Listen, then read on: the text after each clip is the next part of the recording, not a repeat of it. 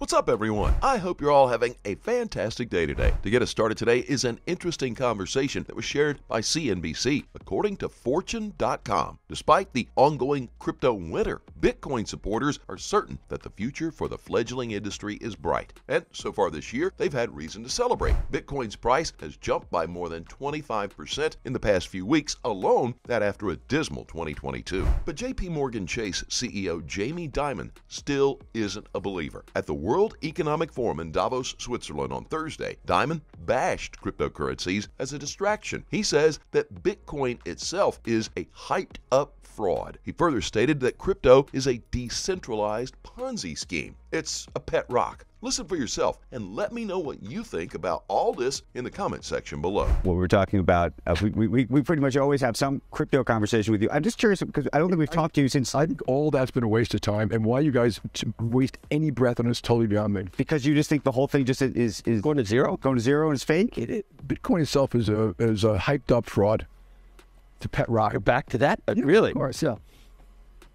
So what do you make then of BlackRock and other firms that are investing in infrastructure? No, that's different. Blockchain is a technology ledger system that we use to move information. We've used it to do overnight repo, intraday repo. We've used it to move money. Right. So that is a ledger. That's a technology ledger type of thing that we think will be deployable. Remember, we've been talking about that for 12 years too, and very little's been done. There's some tokens that I agree with you, but Bitcoin's based on a distributed ledger. Yeah, but it has all the characteristics of a store of value. It's immutable. It's scarce. Totally untrue. It's 21 million. Well, yeah, really.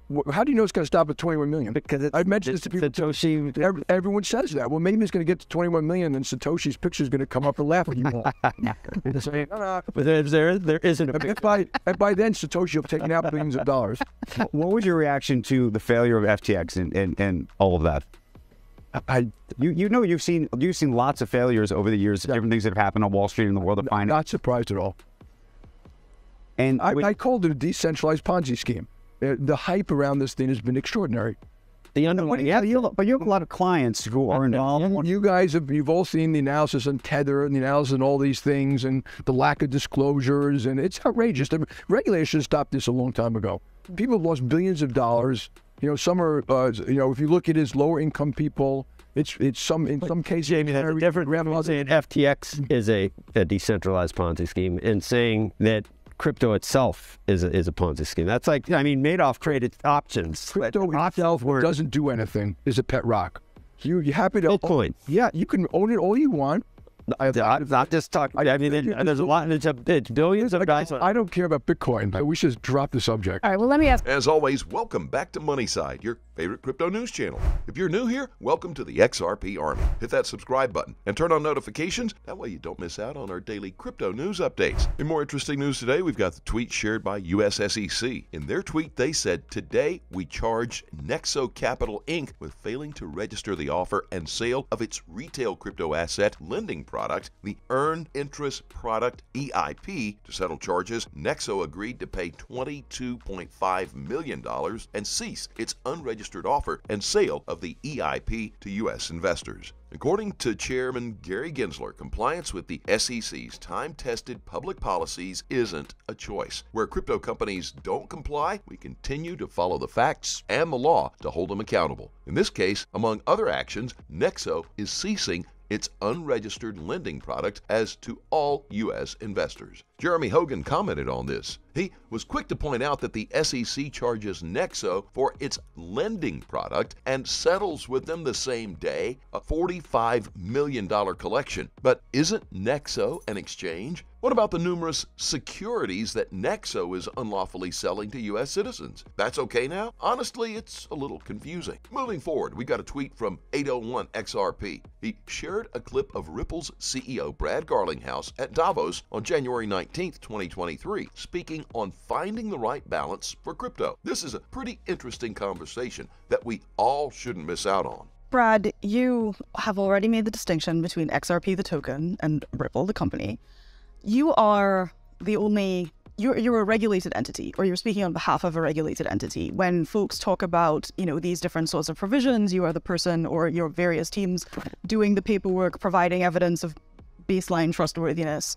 What is it like to be a non-bank financial services provider operating at the intersection of these very traditionally regulated financial institutions and less traditionally regulated, less traditional financial institutions? It's exciting. I feel a obligation to advocate for.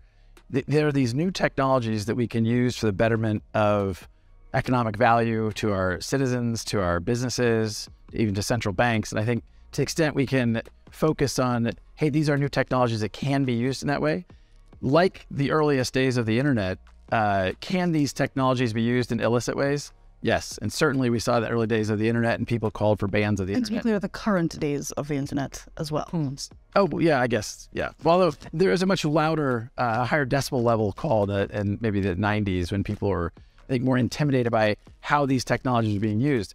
And I think we're seeing that play out in the world of blockchain as well. I thought it was interesting you described the UAE regulatory as light touch. Said it's described as light touch. Oh, described as light touch, right.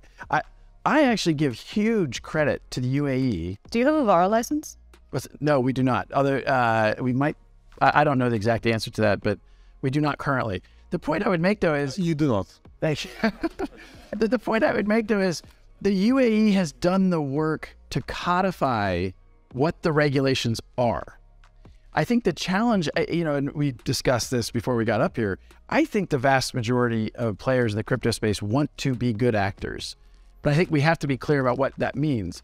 And I think one of the challenges is, and I very much agreed with something the commissioner said, we talk about regulating crypto. I think we should, that's an abstract thing to say from my point of view. We need to regulate the activity. What is it that we're doing? So Ripple is in the business around cross-border payments. Our customers are banks. Our customers are regulated institutions. You can't have a non-KYC, know your customer transaction, etc. There are lots of regulations around payments, like know your customer, like AML, anti-money laundering, like OFAC compliance in the United States, etc., anti-terrorism finance. So I think when we say crypto is not regulated, I hear that and I think, I don't know what that means. Like Ripple's a very regulated company in lots of different jurisdictions, not yet in UAE perhaps. Although I don't know the exact status in UAE. The point, as much as anything, I think it's a misnomer to describe crypto as an unregulated business. In the U.S., you have in the SEC, someone at the chair saying it's the Wild West. Look, there are clearly examples where that's true, but there are a lot of people solving real problems for real customers and taking the air and the froth out of the hype and speculative bubble that really was true in crypto, I think is really healthy. I think one of the challenges here is there are actually very few people describing crypto as an unregulated business. What they're saying is that it is insufficiently regulated and that there are certain types of activities, separate out the obvious and egregious fraud, scams, and grift. But there are certain types of activities that are either being presented to customers as potentially safer than they are, or, the promise of guaranteed returns when there are no such thing. Or in the US, for instance, many investors in certain of these crypto companies, several of which have now gone bankrupt, were under the impression that their deposits were insured by the FDIC, which is that up to $250,000 of whatever the deposits were would be protected. And that was an impression that was in a lot of ways encouraged by the marketing and the advertising of certain types of these entities. But we have laws about that, right? And now, well, frankly, I think instead of going after Kim Kardashian for promoting that case was dismissed. But I didn't actually know that. I think the things you're describing, and even we talked to again backstage, like if there's fraud, we have laws about that in major.